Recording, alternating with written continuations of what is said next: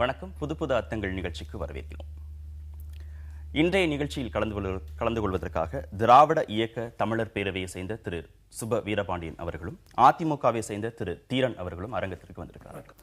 இந்தியாவில் 21.4% பேர் மது அருந்துகிறார்கள் அப்படின்னு ஒரு புள்ளிவிவரம் வெளியாகி இருக்கிறது. ஆர்டிஐ மூலமாக மத்திய உள்துறை அமைச்சகத்திடமிருந்து இந்த தகவல் பெறப்பட்டிருக்கிறது. எப்படி பார்க்குறீங்க? கவலை அளிக்கிற ஒரு செய்தி தான். அதில் இரண்டு விதமான கவலைகள் இருக்கின்றன. ஒன்று, இந்தியாவில் 20% மேலானவர்கள் குடிப்பழக்கத்திற்கு ஆளாகி இருக்கிறார்கள் என்பது ஒரு சமூகம் சார்ந்த கவலை. அதில் முதல் 10 மாநிலங்களில் தமிழகமும் இடம்பெற்றிருக்கிறது என்பது அரசியல் சார்ந்த கவலை. தமிழகம் இப்போது பல நிலைகளில் முன்னிடத்துக்கு வந்துவிட்டது. ஒரு 4 நாட்களுக்கு முன்னால் அனைத்து நாளேடுகளிலும் ஒரு பெரிய செய்தி வந்தது. ஒரு ஆங்கில நாளேட்டில் ஒரு தலைப்பு செய்தியாகவே 5ஆம் பக்கத்தில் ஹியூமன் டிராஃபிக்கிங் இஸ் ஐ இன் தமிழ்நாடு. இதை பார்க்க யாரும் தவறி இருக்க முடியாது. அவ்வளவு பெரிய தலைப்பு. தமிழகத்தில் ஆழ்கடத்தல் வழக்குகள் இந்தியாவிலேயே 2வது இடத்துக்கு வந்துவிட்டது. மற்ற தென்னிந்தியாவில் தமிழ்நாடு தான் முதலிடம். கேரளாவில் 300க்கும் குறைவான வழக்குகள், தெலுங்கானா, ஆந்திரா, கர்நாடகாவில் 400க்கும் குறைவான வழக்குகள், தமிழ்நாட்டில் 519 வழக்குகள் என்று ஒரு புள்ளி வரும். எனவே இன்றைக்கு மது அருந்துவதிலும் முதல் 10 இடங்களில் தமிழ்நாடு வந்திருக்கிறது என்பது ஒரு மிகுந்த வேதனைக்குரியது. இதில் 2 இருக்கிறது. அரசு சார்பான நடவடிக்கைகள் என்ன என்பதும், மக்களிடம் ஏற்படுத்த வேண்டிய விழிப்புணர்ச்சி எது என்பதுமாக 2 நோக்கங்கள் இருக்கின்றன. அரசின் மீது குறை கூறுகிற அதே நேரத்தில் மக்களிடமும் விழிப்புணர்வு வந்தாக வேண்டும். சமூக இயக்கங்கள் இந்த நாட்டில் தேவை. வெறும் அரசியல் கட்சிகளை தாண்டி சமூக இயக்கங்கள் மக்களின் நலன் குறித்து பேசுகிற, கவலைப்படுகிற, அதற்காக தொண்டாற்றுகிற இயக்கங்களின் தேவை கூடுதலாக இருக்கிறது என்பதையும் இந்த செய்தி நமக்கு எடுத்து காட்டுகிறது. பெண்கள் பாதுகாப்பிலும் தமிழகம் தான் முதலிடம் அப்படின்னு செய்திகள் வந்திருக்கு. பஞ்சாப், மகாராஷ்டிரா, மணிப்பூர், தமிழ்நாடு, ஆந்திர பிரதேஷ், இப்படி நிறைய மாநிலங்கள், தென் இந்தியாவில் நிறைய மாநிலங்களை அவங்க வந்து குறிப்பிட்டிருக்கிறாங்க. அதே போன்று வட மாநிலங்கள்லையும் குறிப்பிட்டிருக்கிறாங்க. 21.4% பேர் இந்தியா முழுவதுக்கும் மது அருந்துறாங்க அப்படிங்கிற செய்தியின் அடிப்படையில் தமிழகம் மட்டும் இப்போது மதுவிலக்கு வேணும் அப்படின்னு குறிப்பிட்டு சுட்டி காட்டப்படுகிறதா?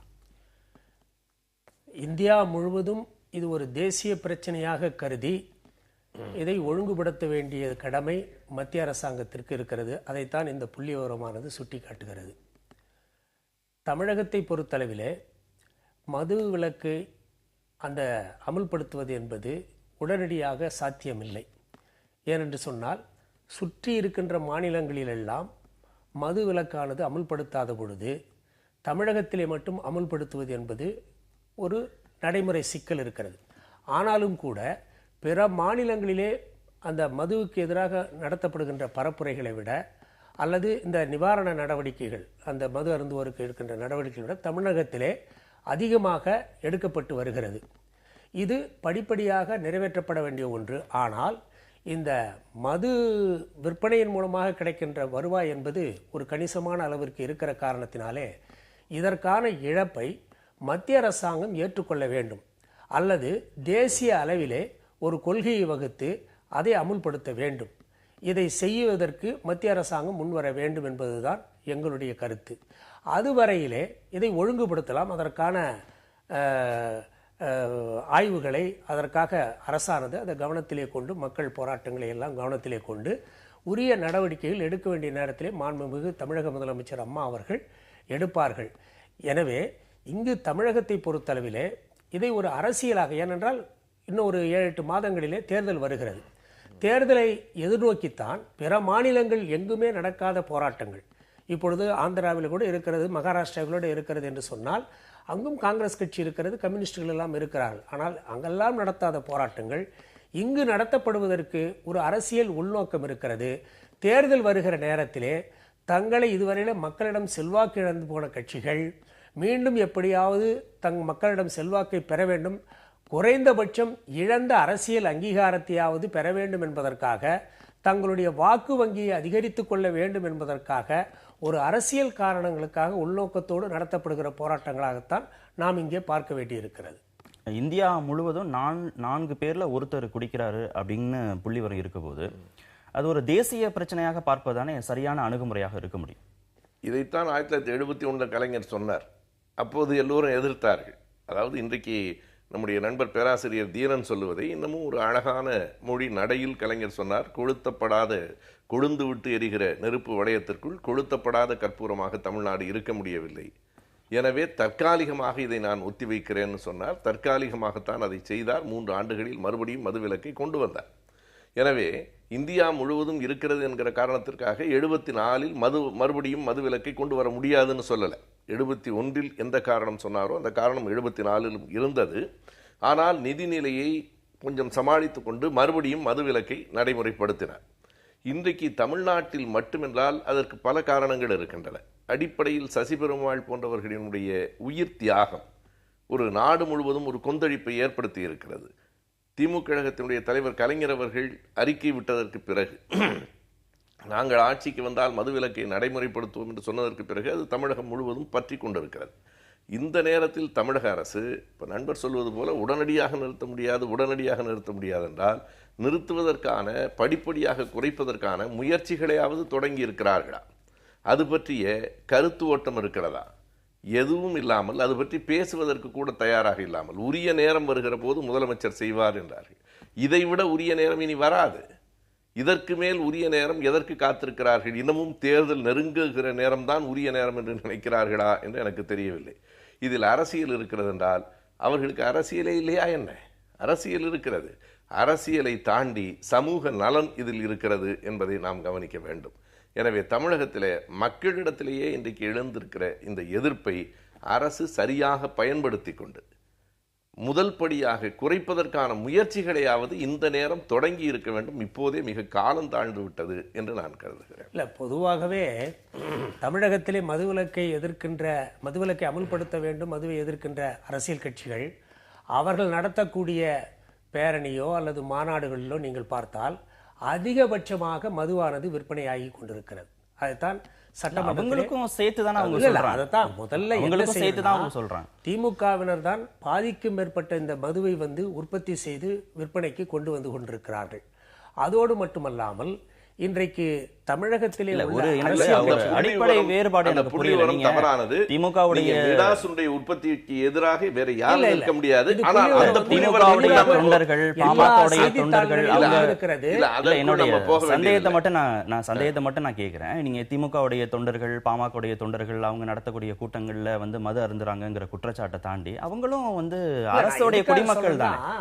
அதை தன்னுடைய கட்சிக்காரர்களுக்கு ஒரு கட்டளையாக ஒரு வேண்டுகோளாகவோ வைப்பதற்கு தன்னுடைய கட்சிக்காரர்கள் கூட திருத்துவதற்கு இவர்கள் முன்வராத பட்சத்தில் இவர்கள் இன்றைக்கு இந்த போராட்டத்தை நடத்துவதனுடைய நோக்கம் என்ன? அதைத்தான் நாம் சிந்தித்து பார்க்க வேண்டும். அது மட்டுமல்ல, இன்றைக்கு தமிழகத்திலே உள்ள அரசியல் கட்சிகள் எல்லாம் என்ன நினைத்து கொண்டிருக்கிறார்கள் என்று சொன்னால், இப்போ திமுக பற்றி கூட சொன்னார். கலைஞர் பலமுறை மதுவிலக்கை அறிவித்தார், ஆனால் அதை அமுல்படுத்தவில்லை. மூதறிஞர் ராஜாஜி அவர்கள் அவருடைய இல்லத்திற்கு சென்று இந்த மது பழக்கத்தை இந்த சமுதாயத்திற்கு அறிமுகப்படுத்தி விடாதீர்கள் என்று சொல்லி 71 சொன்ன பொழுது அதை கொஞ்சம் கூட பொருட்படுத்தாதவர் அன்றைய முதலமைச்சராக இருந்த கருணாநிதி அவர்கள். ஆக அன்றைக்கு அவர்கள் அதுபோல பலமுறை அவர்கள் அறிவித்திருக்கிறார். தனியார்கள் சிண்டிகேட் அமைத்து இந்த மது விற்பனையிலே கொள்ளை லாபம் சம்பாதித்துக் கொண்டிருந்தார்கள். சமூக விரோதிகள் கள்ளச்சாராயங்களை எல்லாம் விற்பனை செய்து கொண்டிருந்தார்கள். இதையெல்லாம் தடுத்து இன்றைக்கு அரசு கஜானாவிற்கு அந்த வருவாயானது திருப்பி விடப்பட்டிருக்கிறது. சமூக பிரச்சனையாக ஒரு கோரிக்கையா பார்க்கலாம். ஒரே ஒரு செய்தி காட்டுகிறேன். மீண்டும் மீண்டும் அந்த தவறான தகவல் ராஜாஜி மட்டுமல்ல, கண்ணிய மிகுந்த காகிதமில்லத்தவர்களும் கேட்டுக்கொண்டார். காகிதமில்லத்து பேரை யாரும் சொல்றதில்லை. ஆனால் அவ்வளவு தூரம் கேட்டுக்கொண்ட ராஜாஜி இந்த தமிழகத்தினுடைய தலைமை அமைச்சராக பிரீமியராக 37 39 இருந்தபோது மதுவிலக்கை நடைமுறைப்படுத்த வேண்டியதுதானே? கலைஞரை கெஞ்சி கேட்டுக்கொண்டவர். அன்றைக்கு சேலம், வட ஆற்காடு, கடப்பா, நெல்லூர் 4 மாவட்டத்தில் மட்டும்தானே இருந்தது. அவருடைய காலத்திலேயே அதை நடைமுறைப்படுத்த முடியல. எனவே கலைஞரும் என்ன சொன்னார், உங்கள் கருத்தை நான் மதிக்கிறேன். சமுதாயத்திற்கு வேடிக்கையாக கூட கிராமங்களிலே ஒரு பழமொழி சொல்வார்கள். காமராசர் படிக்க வைத்தார், கருணாநிதி குடிக்க வைத்தார் என்றெல்லாம் கூட வேடிக்கையாக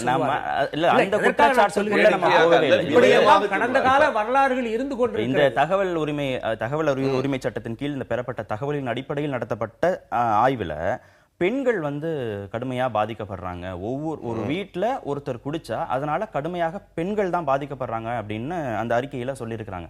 நீங்க அந்த கோணத்துல இதை சமூக பார்க்கலாம். கவலையோடும் நாம இதை இல்ல பார்க்கணும். அந்த சமூக நல அக்கறையோடு இருக்கிற காரணத்தினாலே தான் மதுவினால் வரக்கூடிய வருவாய்களை கூட மிக அதிக அளவிலே நலத்திட்ட உதவிகளுக்கு மாண்புமிகு அம்மா அவர்கள் வழங்கி கொண்டிருக்கிறார்கள். இன்றைக்கு பெண்களுடைய முன்னேற்றத்திற்காக மாண்புமிகு தமிழக முதலமைச்சர் அம்மா அவர்கள் செய்திருப்பதைப் போல வேறு யாரும் செய்திருக்க முடியாது. இப்பொழுது கூட நேற்று அறிவித்திருக்கிற அந்த சட்டமன்றத்தில் அறிவிப்பிலே கூட பார்த்தால் அந்த முழு அந்த உடல் பரிசோதனை திட்டத்தை, அம்மா முழு உடல் பரிசோதனை திட்டம், அம்மா மகளிர் சிறப்பு பரிசோதனை உடல் பரிசோதனை திட்டம், அந்த மகப்பேறு அந்த கருவுற்ற பெண்களுக்காக அந்த 11 மூலிகைகளை வழங்கக்கூடிய அளவிற்கு அந்த சஞ்சீவினி திட்டம், அம்மா சிறப்பு சஞ்சீவினி திட்டம், இப்படி பல்வேறு திட்டங்களை மாண்புமிகு அம்மா அவர்கள் வந்து பெண்களுக்காக செய்து கொண்டிருக்கிறார். இன்னும் சொல்ல போனால் பெண்கள் அதிகமாக கல்வி அறிவிலே மேம்பட்டு வந்திருப்பது மாண்புமிகு அம்மா அவருடைய ஆட்சியிலே. அதுபோல அந்த அந்த குடும்பங்கள், ஏழை குடும்பங்கள், நடுத்தர குடும்பங்கள் மேலுக்கு வர வேண்டும் என்பதற்காக ஏராளமான திட்டங்களை, உதாரணத்திற்கு திருமணத்திற்கு கூட பார்த்தால் தாலிக்கு 4 கிராம் தங்கம் உட்பட 50,000 ரூபாய் வரையிலே உதவித்தொகை வழங்குவது, அதே போல பெண்கள் உயர்கல்வி படிக்க வேண்டும் என்பதற்காக அவர்களை ஊக்கப்படுத்துவது, இன்னும் சொல்ல போனால் மகப்பேறு காலத்திலே இப்படி எண்ணற்ற திட்டங்களை தமிழக முதலமைச்சர் மாண்புமிகு அம்மா அவர்கள் பெண்களுக்காக நடத்தி கொண்டிருக்கிறார். இன்னும் சொல்ல போனால் பயணம் செய்யக்கூடிய பெண்கள் அந்த குழந்தைகளுக்கு பால் ஊட்டுவதற்காக தனித்தனி அறைகளை அந்த போக்குவரத்து பேருந்து நிலையங்களிலே உருவாக்கி வைத்திருக்கிறார். தமிழக முதலமைச்சர் இந்த செய்திக்கும் நாம பேசுவதற்கும் தொடர்பு உண்டா? இல்ல பெண்களுடைய நலனிலே மாண்புமிகு அம்மா அவருடைய ஆட்சியாளர் வீட்டுல ஒருத்தர் மது அருந்துகிறவர் இருக்கிற போது பொருளாதார ரீதியாக, உளவியல் ரீதியாக, உடல் ரீதியாக பெண்கள் அடையக்கூடிய துன்பங்களுக்கும் பெண்களுக்காக அரசு நடத்தக்கூடிய திட்டங்கள் வந்து மருந்தாக இருக்க முடியுமா, மாற்றாக இருக்க முடியும்? இல்ல அதாவது குறைந்தபட்சம் அதையாவது நம்மால் செய்ய முடிகிறதே. ஏனென்றால் நான் ஏற்கனவே சொன்னது போல இது ஒட்டுமொத்தமாக பிற மாநிலங்களிலும் அமுல்படுத்துகிற பொழுது இங்கு சாத்தியப்படுகிற ஒரு செயலாக இருக்கிற பொழுது இதை இப்பொழுது வலிந்து பெரிதுபடுத்த வேண்டிய அவசியம் இல்லை. அப்படியே இதனால் வரக்கூடிய பிரச்சனைகளை எதிர்கொள்வதற்காக தமிழக முதலமைச்சர் அவர்கள் உரிய நடவடிக்கை எடுப்பார்கள் என்ற நம்பிக்கையோடு தான் வீரன் சொன்ன மாதிரி இது வந்து ஒரு தேசிய பிரச்சனை, தேசிய அளவில் பார்க்கணும். இதற்காக மாநிலங்கள் பெறக்கூடிய இந்த இழப்புகளை வந்து மத்திய அரசு வழங்கணும் அப்படிங்கிற கோரிக்கையை வச்சார். நீங்களும் கிட்டத்தட்ட அதோட ஒத்த கருத்து. மாற்று கருத்து இல்லை, இது தேசிய பிரச்சனை என்பதில் மாற்று. ஆனால் இன்னொரு கோணத்திலிருந்து ஒரு குற்றச்சாட்டு, இன்றைக்கு தமிழ்நாட்டில் வந்திருக்கிற இந்த எழுச்சிக்கு பிறகு நீங்கள் தேசிய அளவில் மாற்றம் வரணும்னு காத்திருக்க வேண்டியதில்லை. அதற்கான முயற்சிகளை நேரம் தொடங்கி இருக்க வேண்டும். அதான் நேர்மையா நீங்க செஞ்சிருந்தா இந்நேரம் அதை தொடங்கி இருக்க வேண்டும். அதை செய்யலைங்கிறதா நான் சொல்றேன். குற்றச்சாட்டு என்ன அப்படின்னா, இது கடந்த திமுக ஆட்சி காலத்துல இருக்கட்டும், இல்ல இப்போ இருக்கக்கூடிய அதிமுக ஆட்சி காலத்துல இருக்கட்டும், இலக்குகள் வைத்து விற்பனை செய்யப்பட்டது, வருமானத்தை பெருக்குவதற்காக அரசு வந்து முனைப்பு காட்டியது அப்படிங்கிற குற்றச்சாட்டு இரு ஆட்சி காலங்கள்லயுமே அந்தந்த சம்பந்தப்பட்ட எதிர்க்கட்சிகள் தரப்புல இருந்து வைக்கப்பட்டது. அப்ப இந்த வருவாயை பெருக்குவதற்காக மாநில அரசுகள் அப்போது ஒரு முடிவு எடுத்துட்டு இப்ப எந்த அடிப்படையில மத்திய அரசு மானியங்களாகவோ உதவிகளாகவோ கொடுக்க முடியும்? ஏன்னா இது இந்தியா முழுமைக்கு இருக்கக்கூடிய பிரச்சனை. திமுக அதிமுக இரண்டையும் சமப்படுத்தி பேசுகிற ஒரு போக்கு இங்கே இயல்பாக உண்டு. நான் என்ன கேட்கிறேன்னா, 2 அரசுகளும் இலக்குகள் வைத்தன என்று சொன்னால் 2006-11 ஆட்சி காலகட்டத்தில் தானே 2008 மதுக்கடைகளின் எண்ணிக்கை குறைக்கப்பட்டது, மது விற்பனையின் நேரம் குறைக்கப்பட்டது. இலக்குகள் கூடுதலாக பணத்திற்கு வைக்கப்படுமானால் நேரம் எப்படி குறைக்கப்படும்? எனவே அன்றைக்கு திமுக செய்ததும் இன்றைக்கு அதிமுக செய்வதும் ஒன்று இல்லை. அறிவுரை ஏற்று அந்த பிரதான சாலைகளிலே இருக்கக்கூடிய மதுக்கடைகளை எல்லாம் தமிழ்நாடு அரசாங்கமானது மூடி இருக்கிறது. ஆனா அதுல கூட நீ என்ன கவனிக்கணும்னா, உயர்நீதிமன்றம் திரும்ப திரும்ப சொன்னதற்கு பிறகும் அதை மூடாத காரணத்தால தான் சசி பெருமாள் உயிரிழக்க நேர்ந்தது. நீங்க உயர்நீதிமன்ற தீர்ப்பை ஏற்றுங்கிறார், அதுவும் இன்னும் ஏற்கல. ஆனால் உயர்நீதிமன்றமே சொல்லாமல் மக்களினுடைய வேண்டுகோளை ஏற்று கலைஞர் ஆட்சியிலே அந்த மதுக்கடைகளின் எண்ணிக்கை குறைக்கப்பட்டது, அந்த நேரம் குறைக்கப்பட்டது. நீங்க உயர்நீதிமன்ற தீர்ப்பு ஏற்றியது கூட அது எதற்கென்றால், பள்ளிக்கூடங்களுக்கு அருகில், கோயில்களுக்கு அருகில், நெடுஞ்சாலைகளில் மதுக்கடைகள் கூடாதென்று நீதிமன்றம் பல முறை அறிவுறுத்தி கண்டித்ததற்கு பிறகு இன்னமும் பல கடைகள் அங்கே இருக்கின்றன என்றால் இந்த ஆட்சி எப்படி நடக்கிறது என்பதற்கு அதுவே எடுத்து. அந்த ஆய்விலேயே இறுதியாக ஸ்ட்ரீட் சில்ட்ரன், இளைஞர்கள், குழந்தைகள், பெண்கள் இவர்கள்லாம் கூட மதுவுக்கு அடிமையாக இருக்கிறாங்க, இவர்களை மீட்பதற்கான வழிமுறைகளை உடனே தொடங்கணும் அப்படின்னு அவங்களுக்கு ஒரு சஜஸ்டிவாக ஒரு பாயிண்ட் சொல்லியிருக்கிறாங்க. நம்ம தொடர்ந்து பேசலாம் ஒரு சிறிய இடைவெளிக்கு பிறகு. வனப்பகுதிகளில் உள்ள மரங்கள், பாறைகளில் அரசியல் கட்சிகள், மத அமைப்புகள் விளம்பரம் செய்வதை கண்காணிக்க ஓய்வு பெற்ற நீதிபதி தலைமையில் ஒரு குழு அமைக்கணும் அப்படின்னு சென்னை உயர்நீதிமன்றம் அரசுக்கு உத்தரவு பிறப்பித்திருக்கிறது. வனப்பகுதிகளில் இருக்கக்கூடிய மரங்கள், பாறைகளில் விளம்பரம் செய்கிறத கண்டிப்பாக நாம் அனுமதிக்க முடியாது. அது சரியான நடைமுறை தான். ஆனால் அதே உத்தரவில் பொது இடங்களில் விளம்பரம் செய்வதையும் கண்காணிக்க வேண்டும் அப்படின்னு நீதிமன்றம் சொல்லியிருக்கு. இதை நீங்கள் எப்படி பார்க்குறீங்க? இரண்டுக்கும் இடையில் இருக்கிற அந்த வேறுபாட்டை நான் பார்க்கிறேன். அதாவது வனப்பகுதிகள் அது சீரழியக்கூடாது என்பதில் ஒரு மாற்று கருத்து இல்லை. பொது தளங்களில் எந்தெந்த இடத்தில் விளம்பரம் செய்யலாம் என்பதை சரியாக வரையறுக்கணும். இப்போ அவங்க சொல்ற மாதிரி இந்த சாலைகளின் தடுப்புகளில் போய் விளம்பரம் ஒட்டுவது, அதே மாதிரி ஒரு தெருவில் இது இந்த தெருவினுடைய பெயர் என்று இருக்கிற அந்த பெயர் பலகை மேலே கொண்டு போய் சுவரொட்டி ஒட்டுவது போன்றவைகள் மிக கடுமையாக தடுக்கப்பட வேண்டும். அது எந்த கட்சி செய்தாலும் அது ஏற்புடையதில்லை. ஆனால் பொதுவாக சுவர்களிலேயே எந்த விளம்பரமும் செய்யக்கூடாது என்றால் அந்த வீட்டின் உரிமையாளரினுடைய அனுமதியை பெற்று செய்யலாம். அதில் ஒன்றும் தவறு இல்லை. இப்போ இங்கே இதில் என்ன இருக்கிறது என்றால் இந்த வழக்கு தனியார் சுவர்கள் பற்றின எந்த இல்லை, அதாவது அரசு சுவர்களில் அதற்கு ஒரு நீங்கள் அந்த சில இடங்களை பொது இடங்களை அனுமதிப்பதில் பிழை இல்லை என்று கருதுகிறேன். இந்த வழக்கு 2006 ஆண்டு போடப்பட்ட வழக்கு. அப்போவே அந்த நீதிமன்றம் உத்தரவு அளித்திருக்கிறது. ஆனால் இன்றைக்கு இந்த தீர்ப்பில் தலைமை நீதிபதி, சென்னை உயர்நீதிமன்ற தலைமை நீதிபதியும் இன்னொருவரும் என்ன சொல்லியிருக்காங்கன்னா, தமிழக அரசின் வருவாய்த்துறை அறிக்கை கொடுத்திருக்கிற அறிக்கை நிறைவு தருவதாக இல்லை. என்ன அறிக்கை கொடுத்திருக்கிறாங்கன்னா, யாருமே இப்போ விளம்பரம் செய்கிறதில்லை, தடுத்துட்டோம்னு கொடுத்துருக்குறாங்க. இது முற்றிலும் உண்மைக்கு மாறானது. நாமே கண்ணுக்கு நேராக பார்க்கிறோம், எல்லா இடங்கள்லையும் விளம்பரம் செய்யப்படுகிறது. எனவே உண்மைக்கு மாறான தகவலை நீதிமன்றத்திலேயே ஒரு அரசு சொல்லுவது ஏற்புடையதில்லை. அதை நீதிபதிகள் கண்டித்திருக்கிறார்கள். இது மன நிறைவு தரவில்லை, சரியான அறிக்கைகளை கொடுக்க வேண்டும் என்று சொல்லியிருக்கிறார்கள். எனவே இதனை தடுக்காதது ஒரு பக்கத்தில் என்றால், தடுத்து விட்டோம் என்று சொல்லுவது மறுபக்கத்தில். எனவே 2 பிழைகளை தமிழக அரசு செய்திருக்கிறது என்பதுதான் இந்த செய்தியிலிருந்து பெறப்படுகிற ஒரு உண்மை.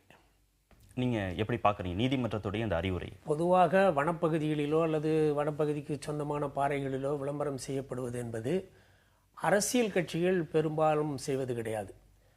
இந்த தனிப்பட்ட சில தொழிற்சாலைகளோ அல்லது தொழிலகங்களோ அல்லது இந்த மத அமைப்புகளோ அவர்கள்தான் அது மாதிரியான இடங்களை பெருவாரியாக பயன்படுத்துகிறார். அதை கூட தமிழக அரசாங்கமானது இப்பொழுது வருவாய்த்துறையினரின் மூலமாக அந்தந்த பகுதிகளிலே இன்ஸ்ட்ரக்ஷன். ஆனால் சில இடங்களில் அது மாதிரி நடந்து விடுகிறது. ஆனால் நடந்ததற்கு பின்னாலே அதற்குரிய நடவடிக்கைகள் வனத்துறையின் மூலமாக, இன்னும் சொல்ல போனால் சில பகுதிகளிலே கோயில் வழிபாட்டு தலங்கள் வனத்துறைக்குள்ளாக இருக்கும். அங்கே கூட செல்வதற்கு வனத்துறையினர் தடை விதிக்கிறார்கள். ஆனால் மக்களுடைய நம்பிக்கை ஒரு விதமாக இருக்கிற காரணத்தினாலே அந்த அளவிற்கு அனுமதி வழங்க வேண்டிய ஒரு நெருக்கடிக்கு ஆளாகிறது அரசாங்கம். ஆகவே பொதுவாக இப்படிப்பட்ட விளம்பரங்கள் என்பது பொது இடத்தை பாழடிக்கிற அளவிற்கு இருக்கக்கூடாது என்பதில் எந்த கருத்து வேறுபாடும் கிடையாது. ஆனால் தமிழ்நாடு அரசாங்கமானது தவறான தகவல்களை தந்திருக்கிறது என்று சொல்கிறார் அல்லவா. ஏற்கனவே நடவடிக்கை எடுத்ததனுடைய அந்த பட்டியலெல்லாம் சுட்டிக்காட்டித்தான் அவர்கள் தந்திருக்கிறார்கள். இதே மீறி, ஏனென்றால் இது அன்றாட நடக்கக்கூடிய ஒரு நிகழ்வுகள், இதே மீறி சில இடங்களிலே நடந்திருக்கலாம். அதற்கு உரிய நடவடிக்கைகள் அரசாங்கமானது கண்காணித்து தொடர்ந்து நடவடிக்கைகள் எடுத்துக்கொண்டுதான் வருகிறது. இருந்தாலும் அப்படிப்பட்ட செய்கைகள் தொடர்ந்து தனியார்கள் மேற்கொண்டுதான் இருக்கிறார்கள். இதிலே கூட நீங்கள் ஒன்று பார்த்தால், அங்கீகரிக்கப்பட்ட அரசியல் கட்சிகள் எத்தனை அதை அவங்ககிட்ட இருந்து வசூல் பண்ணணும்னு சொல்றாங்க. இது மாதிரியெல்லாம் ஒரு கைட்லைன் ஏதாவது நீதிமன்றத்தில் வருகிற வரையில இது கொஞ்சம் சிரமமாகத்தான், இதை தடுப்பதற்கு கொஞ்சம் சிரமமாகத்தான் இருக்கும்.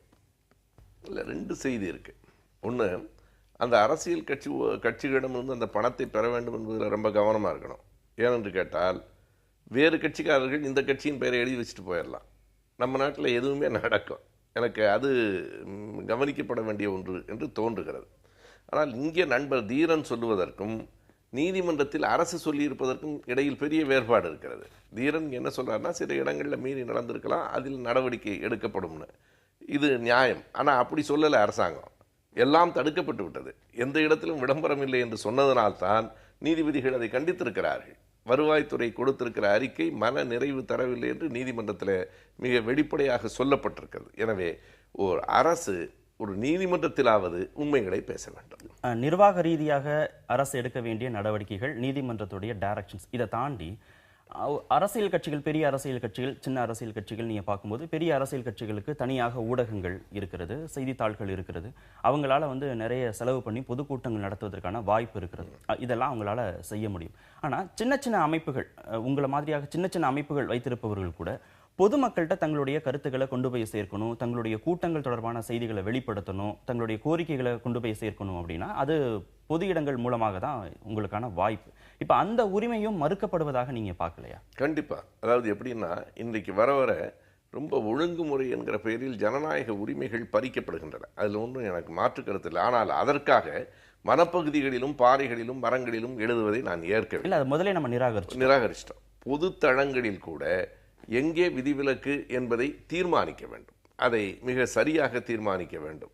அப்படி சில அரசினுடைய சுவர்களில் கூட பொது சுவர்களில் விளம்பரம் செய்ய அனுமதிப்பதில் பிழை இல்லை என்று நான் முதலியே சொன்னேன். ஆனால் அது எந்த இடம் என்பதை தீர்மானிக்க வேண்டும். இரண்டாவதாக நீங்கள் சொன்னது போல ஒரு சிறு அமைப்புகள் தான் நீங்கள் பெரும்பாலும் பார்க்கலாம். மிகப்பெரிய கட்சிகள் அப்படி போய் பாறைகளில் எழுதி கொண்டிருப்பதில்லை. சிறு அமைப்புகளும் மதம் சார்ந்த அமைப்புகளும் தான் நிறைய எழுதி கொண்டிருக்கிறார்கள். ஆகையினால பொது தளங்கள் எதிலும் அப்படி விளம்பரம் செய்யக்கூடாது என்கிற விதி தளர்த்தப்பட்டு எந்தெந்த இடங்கள் விதிவிலக்கு என்பதை நீதிமன்றமோ அரசோ அறிவிக்க வேண்டும்.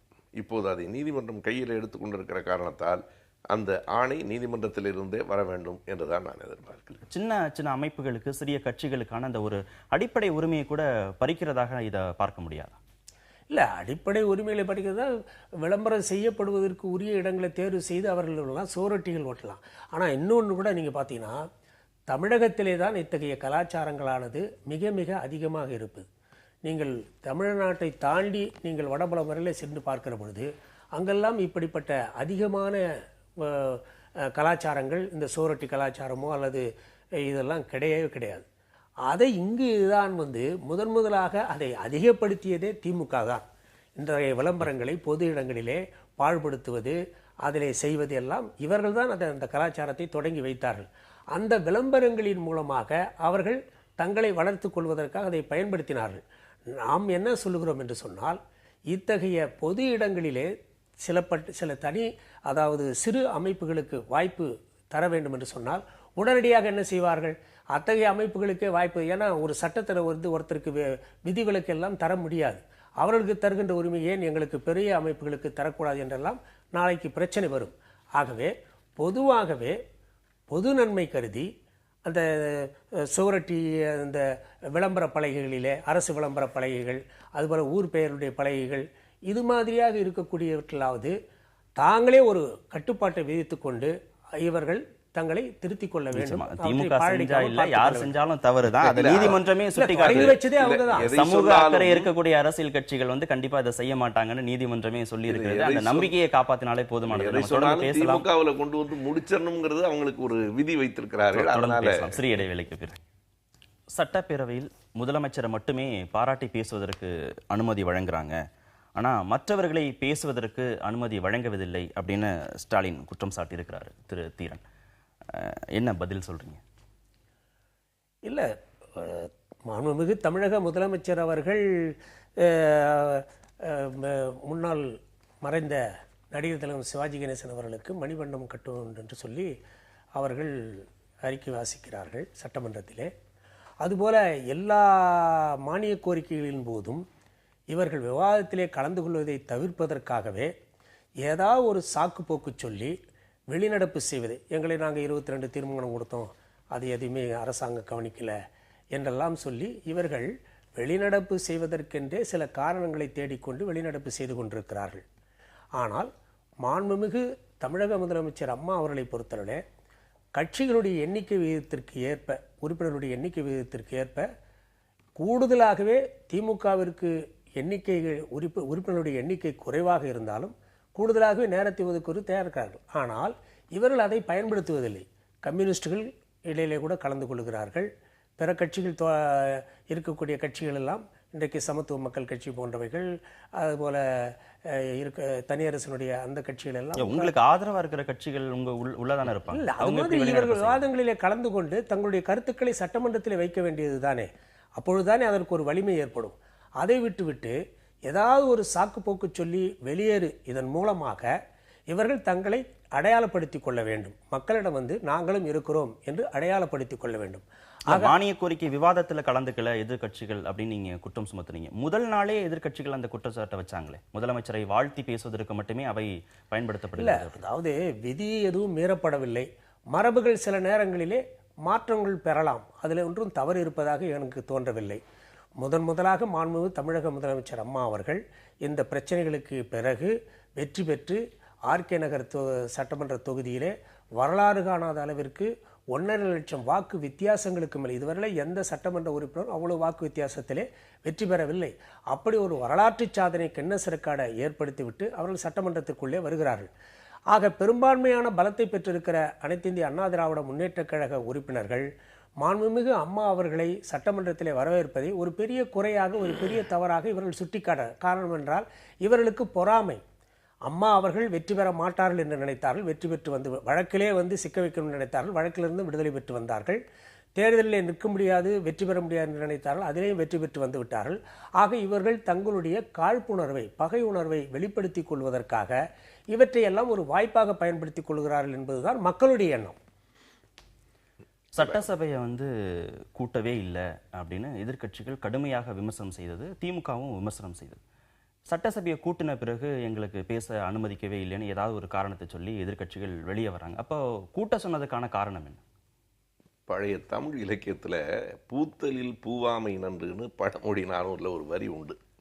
இவர்கள் சட்டமன்றத்தை இதற்கு கூட்டினதை விட கூட்டாமையே நன்றோ என்று கருதத்தக்க அளவில் நண்பர் தீரன் சுற்றி வளைத்து ஒரு உண்மையை ஒப்புக்கொண்டார். விதிகள் மீறப்படவில்லை, மரபுகள் மாறலாம்லாம் சொன்னார். மரபுகள் எப்படிலாம் மாறி இருக்குன்னா, மேளதாளத்தோடு அப்துல் கலாமுக்கு இரங்கல் தீர்மானம், அதற்கு பிறகு சட்டமன்றத்தின் சபாநாயகர் முதலமைச்சரை பாராட்டி வாழ்த்துப்பா பாடுகிறார். இது எந்த மரபு என்று எனக்கு தெரியல. சட்டமன்றத்தினுடைய அவை தலைவர், நான் முடிச்சிடறேன், சட்டமன்றத்தினுடைய அவை தலைவர் முதலமைச்சரை பாராட்டுவது, பிறகு எதிர்க்கட்சிகள் உள்ளே இருக்கிற எதிர்க்கட்சிகள் யாருன்னு கேட்டா சமத்துவ மக்கள் உரிமை கட்சி, தனியரசு கட்சி, ஏன் சேக்கு தமிழரசனை விட்டுட்டீங்கன்னு தெரியல, இந்த கட்சிகளெல்லாம் உள்ளே இருக்கிறார்கள் என்று சொல்லுகிற நிலைதான் இன்றைக்கு தமிழ்நாடு சட்டமன்றத்தில் இருக்கிறது. நான் கேட்கிற அடிப்படையான கேள்வி, இடதுசாரிகளை கூட குறிப்பிட்டார், இடதுசாரிகளும் அவ்வப்போது வருகிறார்கள். நேற்றைக்கு எல்லாருமே வெளியே வந்துட்டாங்க, நேற்றைக்கு யாரும் இல்லை. இவர் சொன்ன ஒரு 3 பெரிய கட்சிகளை தவிர, சமத்துவ உரிமை கட்சி, சேக்கு தமிழரசன் கட்சி, தனியரசு கட்சி என்கிற 3 பெரிய கட்சிகளை தவிர எல்லாரும் வெளியே வந்துட்டாங்க. நான் என்ன கேட்குறேன்னா, நீங்கள் அதாவது சிவாஜி கணேசனுக்கு மணிமண்டபம் கட்டுவது ரொம்ப மகிழ்ச்சி தான்.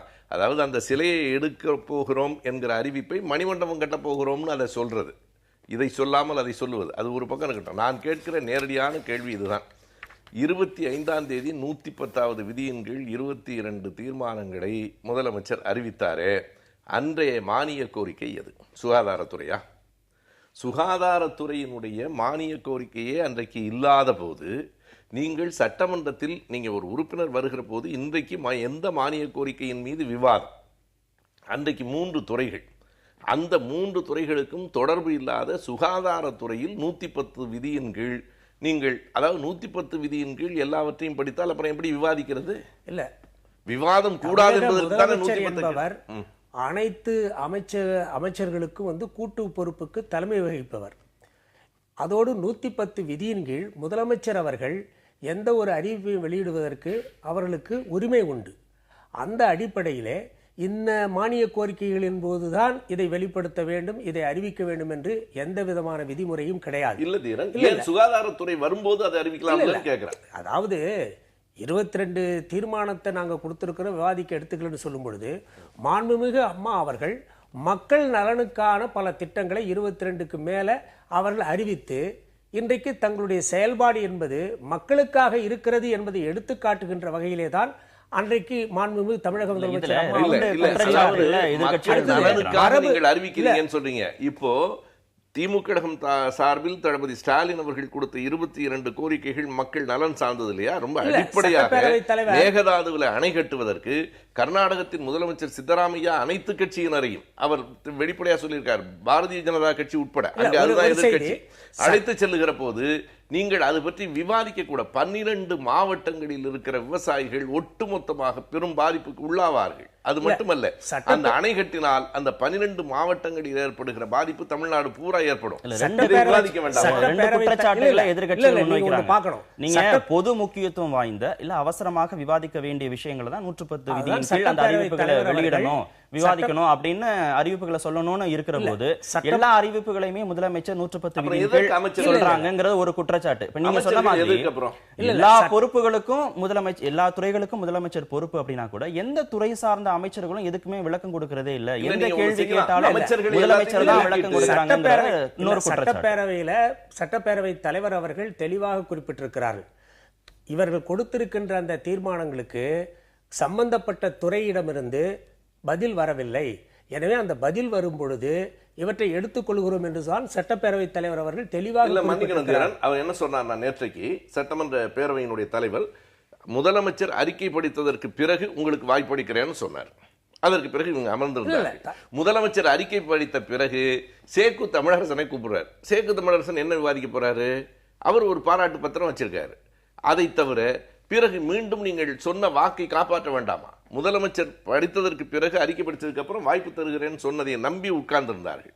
பிறகு மீண்டும் தமிழரசனை அழைத்த போதுதான் இது வெறும் பாராட்டு மன்றமாக இருக்கிறது, சட்டமன்றமாக இல்லைன்னு வெளிவந்தாங்க. ஏன்னா இப்படிதான் சொன்னார். சரி, தன்னுடைய தோழமை கட்சி என்ற அடிப்படையிலே இந்திய குடியரசுக் கட்சியினுடைய உறுப்பினர் மாண்புமிகு தமிழரசன் இதெல்லாம் சபாநாயகருடைய வரம்புக்கு உட்பட்டது, அதிகார வரம்புக்கு உட்பட்டது. அவருக்கு அதிகாரம் இருக்கிறது, அதிகார வரம்புக்கு உட்பட்டதுதான். ஆனால் இந்த அதிகார வரம்புகள் எல்லாம் மக்கள் நலனுக்கு உட்பட்டது. நீங்க மக்களை புறக்கணிச்சிட்டு நான் என்ன கேட்கிறேன், நீங்க ஒரு முழு சோதனை செய்து கொள்வதற்கு பெண்களுக்கு குறைந்த தொகையில் நீங்க ஏற்பாடு செய்வது சரி, ஆனால் எல்லாமே திட்டம், எதுவுமே நடைமுறைக்கு வரல, அது இன்னொரு பக்கம். ஆனால் நான் என்ன கேட்கிறேன்னா, அதை விட மேகதாதுவில் அணை கட்டுவது என்பது கூடுதலான விவாதிக்கப்பட வேண்டிய விஷயம் இல்லை. முதலமைச்சர் தேவையில்லாத எந்த வார்த்தைகளையும் இங்கே பிரயோகம் செய்யலையே, மக்கள் நலன் சார்ந்து சிந்திக்காம எந்த அறிவிப்புகளையும் வெளியிடலையே, அதை பாராட்டி பேசுவதற்கு கூட்டணி கட்சிகளுக்கு தெளிவா நான் ஒரு கேள்வி கேட்கிறேன். அந்தந்த அதாவது இந்த 110 என்பது மிகப்பெரிய தேவை கருதி, உடனடி தேவை கருதி முதலமைச்சர் குறுக்கிடுவதற்கான உரிமை வழங்குகிறது. ஆனா இங்க 20-30 அமைச்சர்கள் பேசாம உட்கார்ந்துக்கிறாங்க. இந்த தேசத்தில் அமைச்சர்கள் எதிர்கட்சியினர் மட்டுமில்லை நண்பர் தீரன் அவர்களே, அமைச்சர்களே அவமானப்படுத்தப்படுகிறார்கள். கோரசா நின்று எங்கேயாவது பதவி ஏற்றிருக்காங்க ஒரு செய்தி, அமைச்சர்களே அவமானப்படுத்தப்படுகிறார்கள். அமைச்சர்களுக்கு எந்த உரிமையும் வழங்கப்படலை. இந்த அம்மாவே நான் என்ன சொல்றேன்னா, பேசாம எல்லா அமைச்சர்களையும் விலக்கிட்டு மொத்த துறைக்கும் ஒரே முதலமைச்சர் அம்மா தான் சொல்லிடுங்க. மாண்புமிகு தமிழக முதலமைச்சர் அவர்கள் பிரதமர் அவர்களுக்கு கடிதம் எழுதியிருக்கிறார். தன்னுடைய தமிழகத்திலே இருக்கக்கூடிய அனைத்து கட்சி நாடாளுமன்ற உறுப்பினர்களை எல்லாம் தம்பிதுரை, துணை சபாநாயகர் தம்பிதுரை அவர்களுடைய தலைமையிலே கொண்டு போய் பிரதமரை சந்தித்து மனு கொடுத்திருக்கிறார்கள். நடவடிக்கைகளை தமிழ்நாடு அரசாங்கமானது எடுத்துக்கொண்டுதான் இருக்கு. அனைத்து கட்சி கூட்டம் கூட்டுவதில் என்ன சிக்கல்? இது ஒரு பொது பிரச்சனை இல்லையா? தொடர்ந்து மேகதாது பிரச்சனை. ஆனால் இவர்கள் கர்நாடகத்திற்கு சென்று மாண்புமிகு அம்மா அவருடைய வழக்கை எடுத்து நீங்கள் மேல்முறையீடு செய்யுங்கள் என்பதிலே அக்கறை எடுத்துக் கொள்ளுகிற எதிர்க்கட்சிகள் இந்த மேகதாது அணை பிரச்சனை தொடர்பாக கர்நாடக அரசாங்கத்திடம் சென்று எந்த விதமான முறையீடும் செய்யவில்லை. அப்படிப்பட்ட சூழ்நிலையிலே கூட மத்திய தமிழ்நாடு அரசாங்கமானது இன்றைக்கு இத்தகைய நடவடிக்கைகளை எல்லாம் எடுத்துக்கொண்டிருக்கிறது. பிரதமர் மோடி அவர்கள் அம்மா அவர்களை சந்திக்கிற பொழுது கூட பிரதமர் முதலமைச்சரை சந்திக்கிறது, அது கூட இவர்கள் எதிர்கட்சிகள் எல்லாம் கொச்சைப்படுத்தி பேசினார். அதுக்கு வக்காலத்து வாங்கி பேசியதுதான் திமுக. எதிர்கட்சிகளை பேசுவதற்கு அனுமதி வழங்கல அப்படின்னு குற்றம் சாட்டுறாங்க, இவங்க வெளிநடப்பு செய்யறாங்க. எதிர்கட்சிகள் கடைசி நேரங்களில் நிறைய அழுத்தங்களை கொண்டு போய் சபாநாயகருக்கு கொடுக்குறாங்க. இப்ப நீங்க மரக்காணம் கலவரம் சம்பந்தமாக விவாதிக்கணும்னு சொல்லி 10:15 கொண்டு போய் லெட்டர் கொடுத்துட்டு 11:30 நாங்க கண்டிப்பாக இது சம்பந்தமாக விவாதிச்சே தீரணும் அப்படின்னு ஒரு அரசுக்கு அழுத்தம் கொடுக்கிறோம். எரிந்த சிக்கல் அது. அப்படி வீடுகள் எல்லாம் எரியுது. இல்ல அத கடைசி நேரத்துல அரசிடம் இருந்து என்ன பதில்கள் வர வேண்டும், அதாவது அனுமதியே ஒட்டுமொத்தமாக மறுப்பது, எந்த கவன ஈர்ப்பு தீர்மானத்துக்கும் ஒத்திவைப்பு தீர்மானத்துக்கும் இடமே இல்லை, எந்த விவாதத்துக்கும் இடம் இல்லை. வெறும் 110 விதியின் கீழ் அம்மையார் படிச்சுட்டே இருப்பாங்க. அதை கேட்டுக்கிட்டே இருக்கிறதுக்கு எதிர்கட்சிகள் தேவையில்லை, அமைச்சர்கள் தேவையில்லை, அந்த அம்மா மட்டும் சட்டமன்றமே தேவையில்லை. கடந்த திமுக ஆட்சியிலே கூட பேரவைத் தலைவர் அவர்கள் முதலமைச்சராக இருக்கிற கருணாநிதி அவர்களை கேட்டுத்தான் எந்த ஒரு இதையும் எடுத்துக்கொள்வார்கள். சம்பந்தப்பட்ட துறை அமைச்சர்கள் கேள்வி பதிலை தயாரித்து தயாராக இருக்கிறார்களா என்று சொன்னால் அதற்கு மட்டும்தான் வாய்ப்பளிப்பார்கள். ஆக இது சபாநாயகருடைய அவருடைய அதிகாரத்திற்குட்பட்ட செய்து தகவல்களை சட்டமன்றத்திலே அறிவிப்பதற்கு முறையாக அந்த துறையிடமிருந்து பதில்கள் வர வேண்டிய ஒரு சூழ்நிலை. இதையெல்லாம் கருத்தில் கொண்டுதான் பேரவைத் தலைவர் அவர்கள் அனுமதி வழங்குவார்களே தவிர இவர்கள் சொல்லுவது போல எதிர்க்கட்சியினரை பேசவே அனுமதிப்பதில்லை, எதிர்க்கட்சிகளுக்கு வாய்ப்பே தருவதில்லை என்றெல்லாம் சொல்வது முற்றிலும் தவறான செய்தி. நான் சட்டமன்றத்தை வெளியிலிருந்து பார்த்தவர். நண்பர் தீரன் சட்டமன்றத்தில் உறுப்பினராக இருந்தவர். அதாவது ஒரு அமைச்சரிடம் பதில் வந்த பிறகுதான் சொல்ல முடியும் என்றால், நீங்கள் என்றைக்கு ஒரு மானிய கோரிக்கையின் கீழ் ஒரு கேள்வி அனுமதிக்கப்படுகிறதோ அந்த கேள்விக்கான விடை அந்த அமைச்சகத்திலிருந்து வந்துவிட்டது என்பது அதனுடைய பொருள். ஒருவேளை வரவில்லை என்று சொன்னால், நேற்று முன்தினம் மதுவிலக்கு சம்பந்தமாக பேசணும் அப்படின்னு எதிர்க்கட்சிகள் கோரிக்கை விடுக்கும் போது சபாநாயகர் என்ன சொல்றாரு, அந்த மானிய கோரிக்கை விவாதம் வரும்போது நாங்க அனுமதி வழங்குறோம் அப்படின்னு சொல்றாங்க. எதிர்க்கட்சிகளுக்கு பொருந்தக்கூடிய இந்த விதி எதிர்க்கட்சிகளுக்கு பொருந்தக்கூடிய இந்த விதி முதலமைச்சருக்கு பொருந்தாதா? மக்கள் நல்வாழ்வுத்துறை மானிய கோரிக்கை வரும்போது பேசலாமே அப்படின்னு எதிர்க்கட்சிகள் சொல்ற எப்படி நம்ம தப்புன்னு அது மட்டும் இல்ல தீரன், அன்னைக்கு அந்த 3 மானிய கோரிக்கைகளில் எதுவுமே பேசப்படல. நீங்க சம்பந்தப்பட்ட துறை அமைச்சர் அவர்கள் பேசுகிறார்கள். அதற்கு மாண்புமிகு உறுப்பினர் அவர்கள் எல்லாம் கூட சில அறிவிப்புகளுக்காக சம்பந்தப்பட்ட துறை அமைச்சர் அவர்களுக்கு நன்றி தெரிவித்தெல்லாம் பேசியிருக்கிறார்கள். பேசாமல் ஒன்றுமில்லை. ஆக சட்டமன்றத்திலே மாண்புமிகு சம்பந்தப்பட்ட துறை அமைச்சர் அவர்கள் சொல்லப்படுகிற தகவல்களை அதிலே சில அவர்கள் கேட்ட கோரிக்கைகள் நிறைவேற்றப்படுகிற பொழுது அதுக்கு நன்றி தெரிவித்து கூட பேசியிருக்கிறார். பேசாமல் இல்லை. இவர்களாக மீது குறை சொல்வது என்பது மிக தேவையான அல்லது உடனடியான குறுக்கீடு என்கிற நேரத்தை தவிர மற்ற நேரங்களில் மக்கள் நல்வாழ்வு துறையில அறிவிக்கப்படுகிற இந்த திட்டங்களை அதற்கென்று இருக்கிற ஒரு அமைச்சர் அறிவிக்கலாமா கூடாது? அதே எதிர்க்கட்சிகள் சொல்ல வேண்டிய அவசியம் இல்லை. ஆளுங்கட்சியானது முடிவு செய்ய வேண்டிய ஒன்று. பேரவைத் தலைவர் அவர்கள் அவருடைய அதிகாரத்திற்குட்பட்டு அனுமதிக்கப்பட வேண்டிய ஒன்று. அந்த உரிமையில நீங்க இதை இப்ப செய்யலாமே அதை அப்ப செய்யலாமே என்று சொல்லுவதற்கு அமைச்சர்களுடைய பணி என்னன்னு கேக்குறேன். 26 பேர் 30 பேர் சும்மா உட்கார்ந்து இருக்காங்க. சம்பந்தப்பட்ட முதலமைச்சர் மட்டுமே 110 படிக்கிறாங்களே. இந்த அமைச்சர்கள் அமைச்சரவை கூட்டம் அன்றைக்கு ரொம்ப வேடிக்கையான செய்தி. அமைச்சரவை கூட்டம் 10 நிமிடம் நடைபெற்றது. 12:50க்கு தொடங்கி 1 மணிக்கு முடியுது. நம்ம அமைச்சர்கள் தான் இதை செய்யணும்னு வற்புறுத்த முடியாத ஒரு டீம் லீட் அப்படிங்கிற அடிப்படையில் இல்ல, இது ஒரு முதலமைச்சர் அறிவிப்பு சிந்தனைக்கும் கூட்டு செயல்பாடு. மோகன் அவர்கள் தான் மாண்புமிகு மோகன் அவர்கள் தான் அதனை கலந்து கொண்டு அவர்கள் பல அறிவிப்புகளை செய்கிறார்கள், நடக்கிறது. அதற்கு முன்னாலே வீட்டுவசதித்துறை மானிய கோரிக்கை வருகிற பொழுதோ வேளாண் துறை மானிய கோரிக்கை வருகிற பொழுதோ சம்பந்தப்பட்ட அமைச்சர் மாண்புமிகு வைத்தியலிங்கம் அவர்கள் தான் அதற்கான பதிலை அவர்கள் சொல்லிக் கொண்டு. ஆக எல்லா அமைச்சர்களும் தங்களுடைய கடமைகளை சட்டமன்றத்திலே அரசாங்கம் என்ன செய்ய வேண்டுமோ அந்த திட்டங்களை எல்லாம் அறிவித்து முறையாகத்தான் செய்து கொண்டிருக்கிறார்கள். அவர்களுக்கு ஒன்று முக்கியத்துவம் ஏதும் இல்லாமல் போய்விடவில்லை. இவர்களாக என்ன நினைக்கிறார்கள், அதாவது அம்மா ஏன் இந்த திட்டத்தை அறிவித்தார்கள், ஏனென்றால் இவர்களுக்கு பொறாமை. மக்கள் நல திட்டங்களை மக்களுக்காக செய்து கொண்டு, ஏன்னா மக்களுக்காக நான் மக்களுக்காகவே நான் என்று வாழ்ந்து கொண்டிருப்பவர் மாண்புமிகு முதலமைச்சர். இன்னைக்கு நம்ம திமுக மீது மற்ற எதிர்க்கட்சிகள் மீது அதிமுக குற்றம் சாட்டுது. இவர்கள் இதே திமுக ஆட்சி காலத்துல நீங்க ஸ்பெக்ட்ரம் விவகாரம் தொடர்பா நீங்க சட்டமன்றத்தில் விவாதிக்கணும், விலைவாசி உயர்வு சம்பந்தமா இங்க விவாதிக்கணும், கருணாநிதிக்கும் அழகிரிக்கும் இருக்கக்கூடிய மோதல் பத்தி எல்லாம் விவாதிக்கணும்லாம் சட்டமன்றத்தில் பிரச்சனையை கிளப்பி அதிமுகவும் வெளியில போயிருக்கு. இவர்கள் எதுவுமே அனுமதிக்கவில்லையே. ஆக இவர்களுக்கு ஒரு நீதி இல்ல, இவர்களுக்கு ஒரு நீதி, மற்றவர்களுக்கு ஒரு நீதி. முதல்ல தன் குற்றம் நீக்கி பிறர் குற்றம் காணணும். இவர்கள் அது மாதிரியான அனுமதிகள் இவர்கள் ஆட்சியில் வழங்கப்பட. இன்னும் சொல்ல போனால் நான் சட்டமன்றத்திலே பார்த்திருக்கிறேன். அதாவது அந்த ஆளுங்கட்சிக்கு ஆதரவான எம்எல்ஏக்கள் பேசுவதாக இருந்தால் அப்பொழுது நாங்கள் ஆதரவு நிலைப்பாட்டிலே இருந்தேன். அந்த நேரத்தில் இருந்தால் முதலமைச்சர் அவர்கள் என்ன செய்வார்கள், கையை அசைப்பார். அதை சபாநாயகர் பார்த்து கொண்டே இருப்பார்.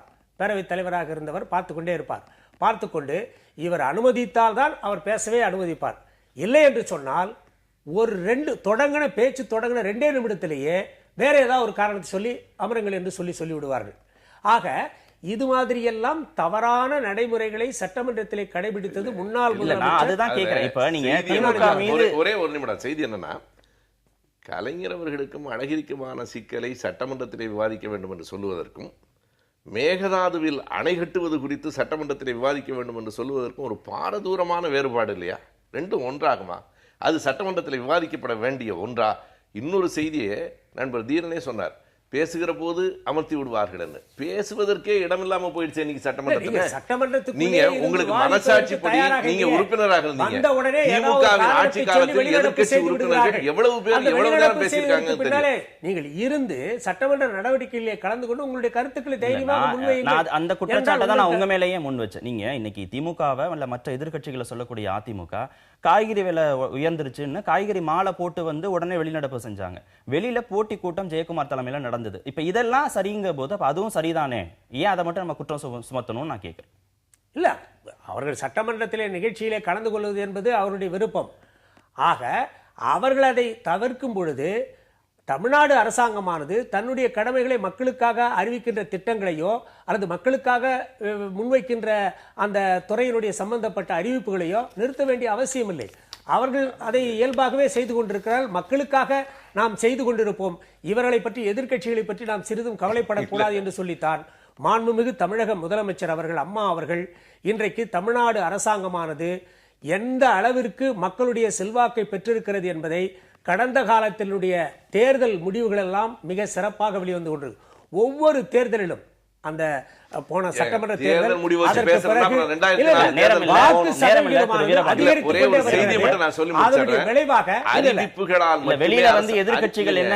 வெளியில வந்து எதிர்க்கட்சிகள் என்ன சொல்றாங்களோ அதுதான் ஊடகங்கள் மூலமாக மக்களுக்கு போகுது. உள்ள என்ன நடக்குதுன்னு தெரியவே இல்லை.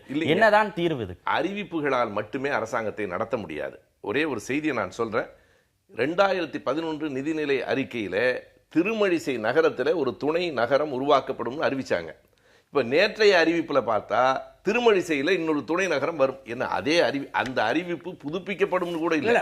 ஒரே அறிவிப்பை 4 ஆண்டுகளுக்கு ஒரு சிந்துபாத்து தொடர்கதையில வந்த கதையை திருப்பி சொல்ற மாதிரி தேர்தல் அறிக்கையில் குறிப்பிட்டதையோ 75% மேலாக நிறைவேற்றிருக்கிறார்கள். இன்னும் 7-8 மாதங்கள் திரும்ப சொல்லிட்டு இருக்காங்க. இதற்கான தீர்வு அதுல யாருக்கு எந்தவித சந்தேகமும் வேண்டாம்.